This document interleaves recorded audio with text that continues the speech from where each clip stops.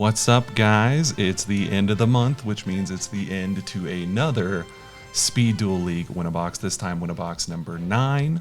We had, I think, 40 people come out, and it was about 3 weeks or so of games to get to the final here between South City Duelist, or Stevie, as he goes in most Discords, I think, at the bottom here, and then we've got West at the top. If you follow the online side of speed dueling, you should be familiar with West. He's been around for a while. He's topped a lot of tournaments. He's won a lot of tournaments.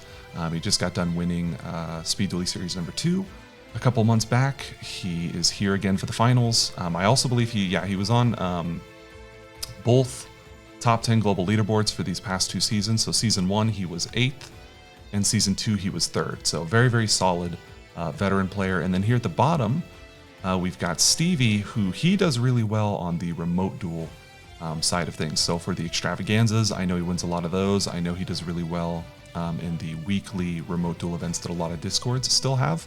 Due to COVID, you have to do things online now, and so he participates in a lot of the remote duel events, and he does really well in them. So this should be a really good match. I don't think he's topped a Speed Duel League event yet, though, unless he topped like one of the really, really early ones. But, you know, we saw Ursus win a box number 6. It was his first time topping a Speed Duel League tournament, and he won that event. So maybe luck will favor Stevie here as well. But let's go ahead and get into it. So we go and do the rock, paper, scissors. Stevie wins that with the paper, most likely going to like to go second here. I'll just go ahead and say that it is a Apprentice Monarch mirror match. Apprentice Monarchs did really well this tournament, but we'll get more to that in the deck breakdown. So we see West set here. Just given the Bakura skill, you should know that the set, it's most likely going to be either an Old Vindictive or an Apprentice Magician. And we see West not set anything. Either he could have opened all monsters, but something that turn 1 you also do is you don't set anything because you want to play around the breaker. So if West had set this monster here and then set a back row, Stevie could summon Breaker and then just use Breaker's counter to pop the back row, use Breaker to swing over the monster, and that's no good for West. So it's possible West has all monsters, he could have bricked, but it's also very likely that he just didn't set anything because he doesn't want to get Breaker. So is Stevie viewing his extra deck? Did I see that right? Judge stalling for time? I mean, I guess he could have Waking in the main. But Stevie really thinking this through on what he wants to do. Here, the back row is, again, most likely an Apprentice Magician or an Old Vindictive. So he could, knowing what cards they have, he may not have a play here, as weird as that sounds. He may not want to summon Breaker, because if it's an Old Vindictive and you just give up your Breaker, that can suck. He may only have 1 monster in his hand. He doesn't want to lose it to an Old Vindictive, so he may just skill this. I feel that'd be so bad, though. I think that's what he's like. He's either thinking, does he want to swing over it, or does he want to skill it? Or, because I don't know what else he could be thinking about for this long. It's just 1 set card. So yeah, he's actually going to skill this. I don't know if that's because, again, with Apprentice Monarchs, or which is Interconflict plays, you know, so it was an Old Vindictive. But he brings down a Dark Red Enchanter, okay, because if he uses his skill first, it's just going to go to West, and West can use his skill. So he may hopefully just try and rip. He hit a Jinzo? Are you kidding me? He actually hit a Monarch with that rip. He had 3 cards in his hand. And now, so normally go over to West and you'd be worried that he would use his skill to steal Stevie's card. Are you kidding me, dude? That is... And West doesn't activate his skill. I need to pause. Are you kidding me? Oh my god, that is so unfortunate for West. So Stevie used his skill and took, which is risky because whenever you both have like a 1-use skill, the person who uses it first may end up on the back foot because then it just goes back over to the other player and he uses it second and then maintains the board presence. So Stevie used his skill, summoned Dark Red Enchanter, which I don't even see that many people play, and then used its effect to rip a random card out of West's hand, and he actually hit a Monarch with that. 1 in 3 chance he hits the, and I think that because West changed, that was his only Monarch. So normally what would have happened is if this was anything else or just didn't fortunately hit the Jinzo, it'd go over to West and he would just use his skills, take the Dark Red Enchanter and bring out Jinzo, which may turn off this back row card. That is just so risky from West, but it actually worked. That's actually kind of crazy. But we'll see here. So there's the break. I don't know if he drew that breaker or if he had it last turn and just didn't want to swing it into the face down monster. But now West is in a tough spot because that breaker is going to pop a back row here.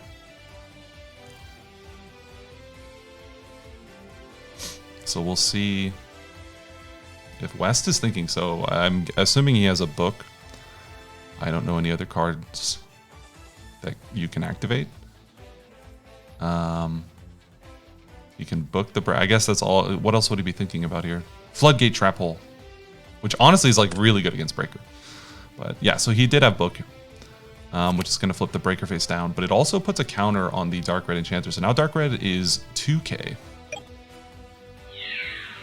Here. And West has Zoma. That's actually really, really convenient because now Stevie can't swing into it because he has 2k. Dark Red is now up to 2k because of the Book of Moon put a counter on him, which gives him 300 attack. So he's at 2,000 attack. So if he swings over this Zoma, it wasn't going to be game before. Stevie would only take 17. He's going to continue the attack though. So he has something, maybe a Book of Moon from the hand or something. Oh, if it's a Book of Moon though, then that means the Dark Red Enchanter would have 3 counters. Oh, it's the one on the field. Okay. So he Book of Mooned the Zoma. And now Dark Red has 2,300. Oh my gosh, these values work out so nice. Like the counter made it go up to where he was going to lose if he continued the attack on the Zoma. He cannot actually Sphere Karibo here. Okay, yeah, so Stevie knows that he can't Sphere Karibo. It doesn't really matter because Stevie said Battle Step. It didn't really matter, it's the Battle Step. He can't, even if it was still on Attack Declaration, he can't Sphere here.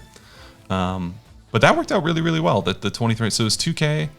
Stevie was going to continue the attack. The first Book of Moon put Dark Red Enchanter up at 2k, which means that the Zoma would be lethal. And then the second Book of Moon took out the Zoma and made the attack lethal at 23.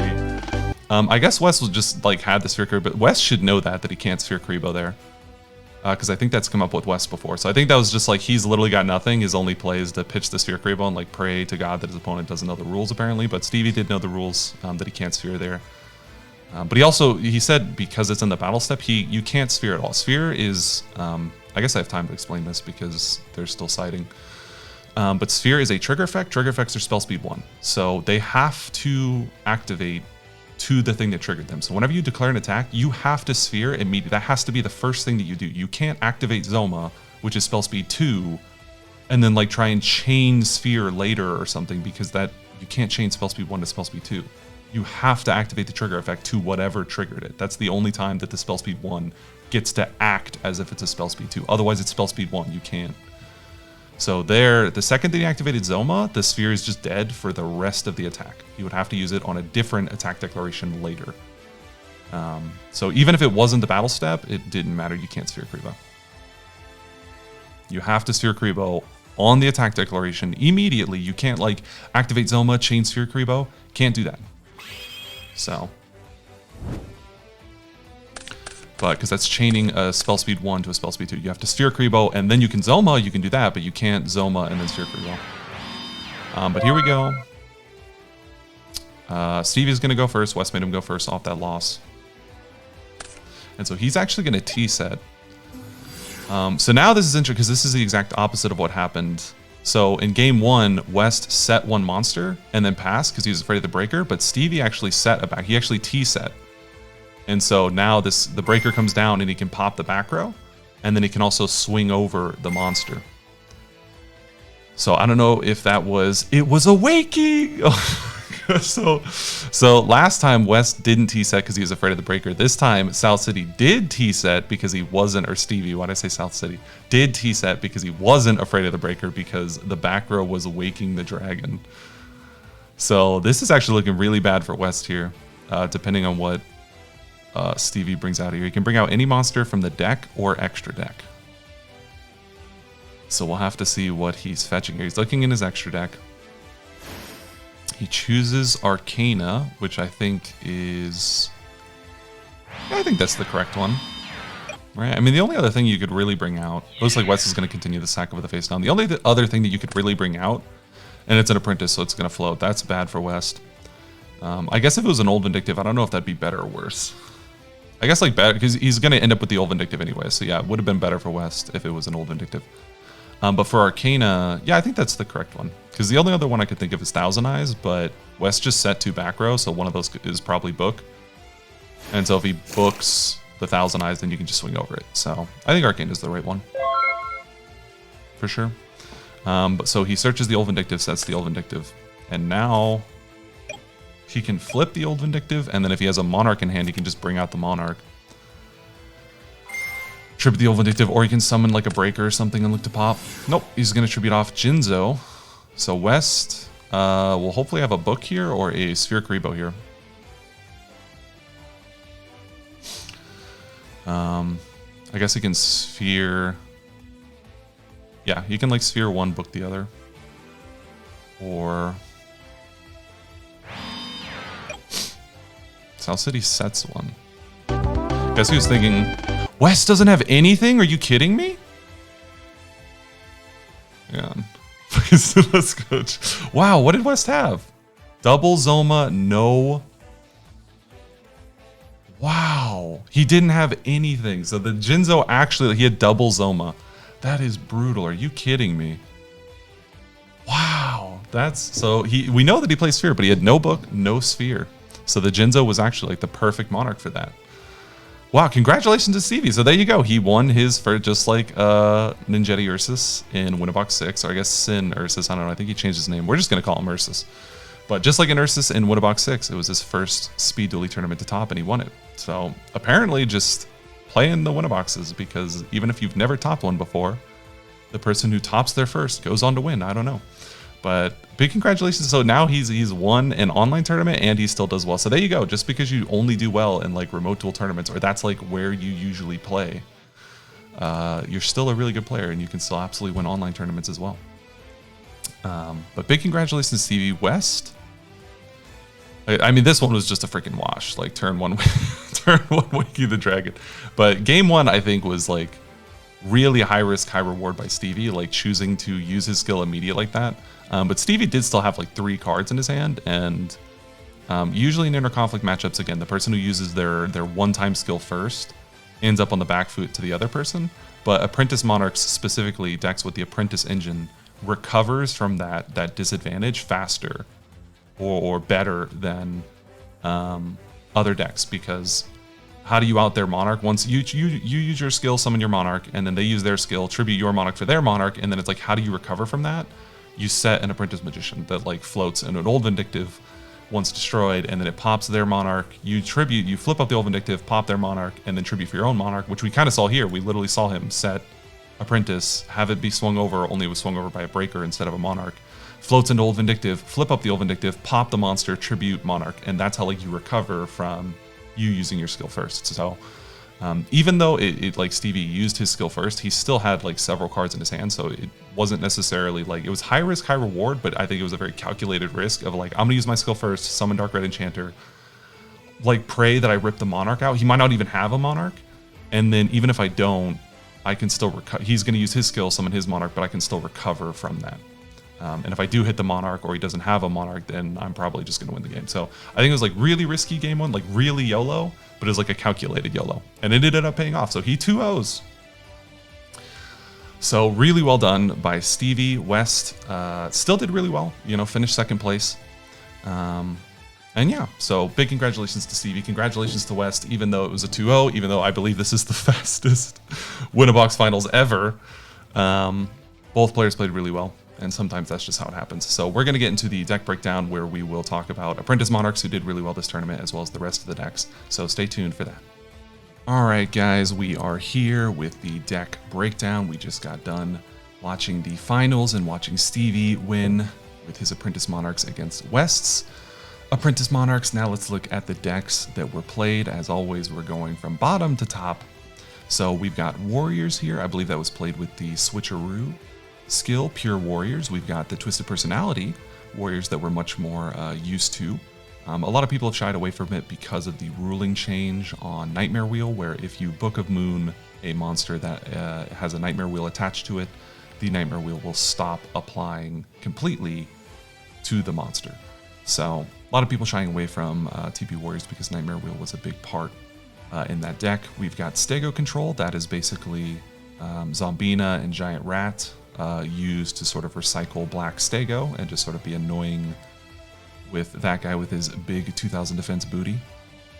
We've got Moth OTK, which is basically like Dark Moth, only without the Dark engine, which you don't run the allures. And to me, that's just got to say, you know, and people agree, you can see the numbers here, 6-1, that Dark engine is very important. The allures are very important to fix bad hands and whatnot. But we've got the Interconflict Fairies here, which is very similar to Interconflict Monarchs and Apprentice Monarchs. It's just that you run a fairy engine. You run the big fairies plus that continuous fairy spell card, Valhalla something, Valhalla or Valhalla something, that lets you special summon those big fairies when you have no other monsters on the field. We've got Heavy Metal Raiders, Ectomorph Zombies. That is a very old deck that came out in one of the first sets. So that's still around apparently. We've got Dark Paladin, which came with the Battle City box.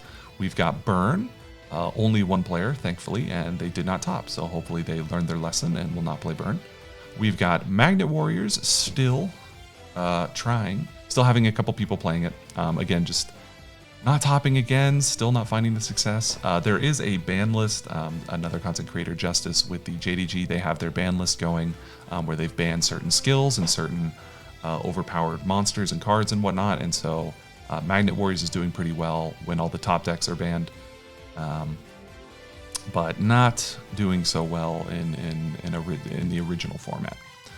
We've got Gravekeepers. This was actually played with the Shadow Reborn skill. I think both players played it, which basically is a monster pay off your life, monster reborn.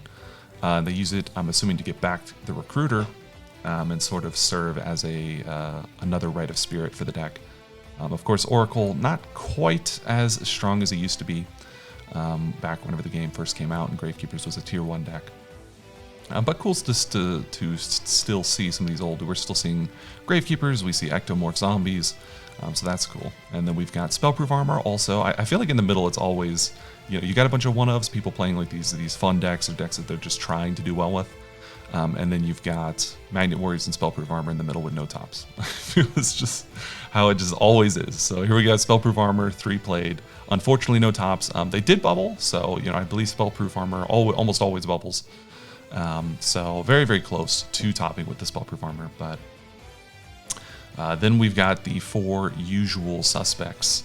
Here, the, I guess, preconceived tier 1 decks, although I'm not really convinced I see Monarchs as tier 1, but we'll get to that. So we start with Apprentice Monarchs here. 5 people topped, 3. This is not... the numbers are correct, but this blue bar, I think, should be here. 3 of 5 is something like here. 60% of the bar should be filled up, and then same thing, I think 3 of 7 should be like here. So I'll see if I can fix that before I put this up in the Hall of Victory. But for now, we're going to roll with it.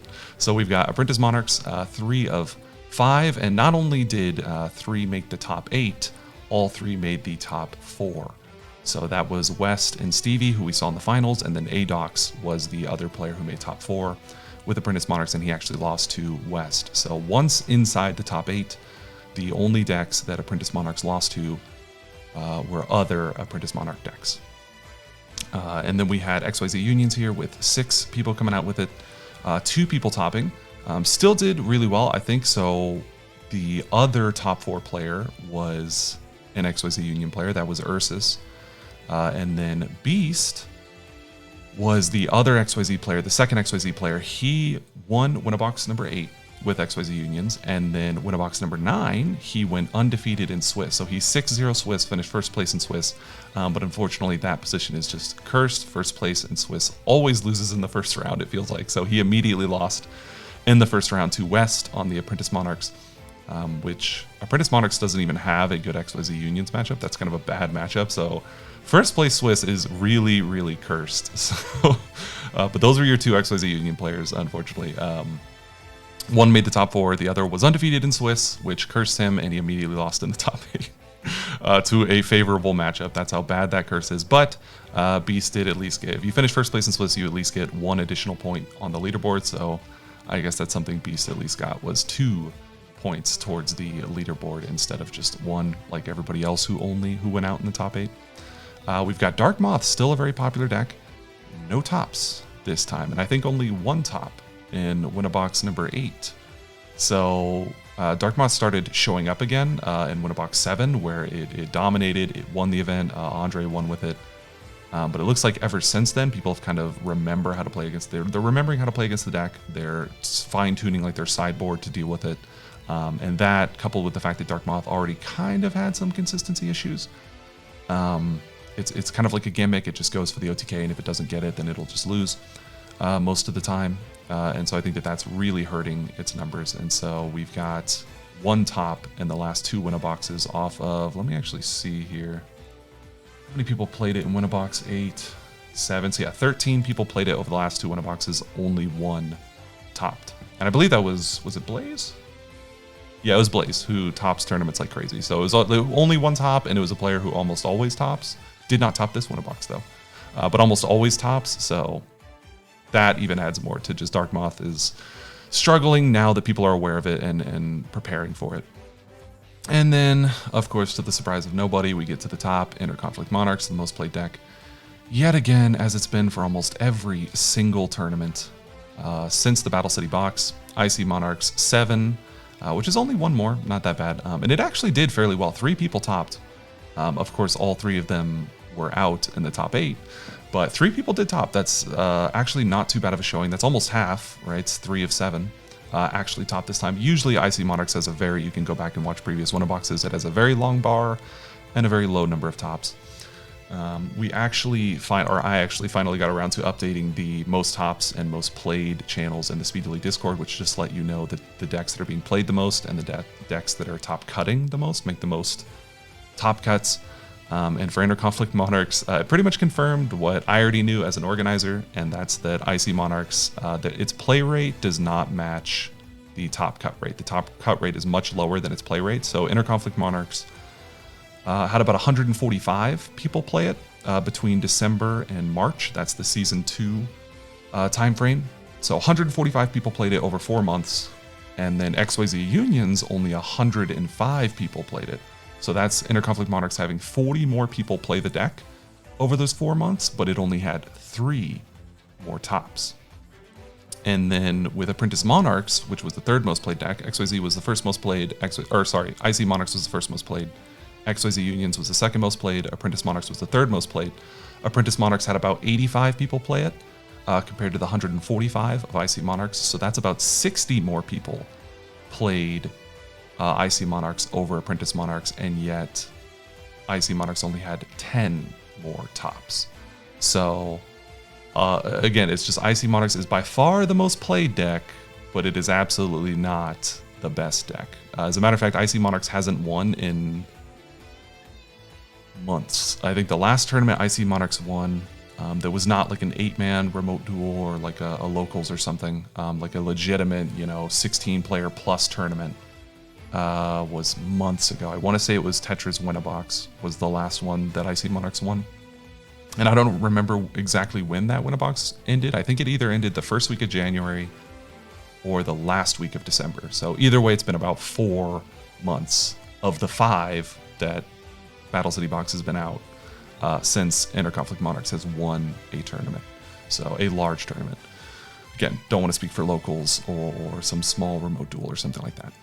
But there you go. That is the Win-A-Box number 9 deck breakdown. Again, big congratulations to Stevie for not only topping his first Speed Dueling tournament, but also winning the tournament. We saw Apprentice Monarchs, again, just sort of run over this tournament, taking up both spots in the finals, 3 of the 4 spots in the top 4. And that'll do it. So that's it for Win-A-Box number 9. I hope you guys enjoyed it. And as always, I will see you guys in the next video.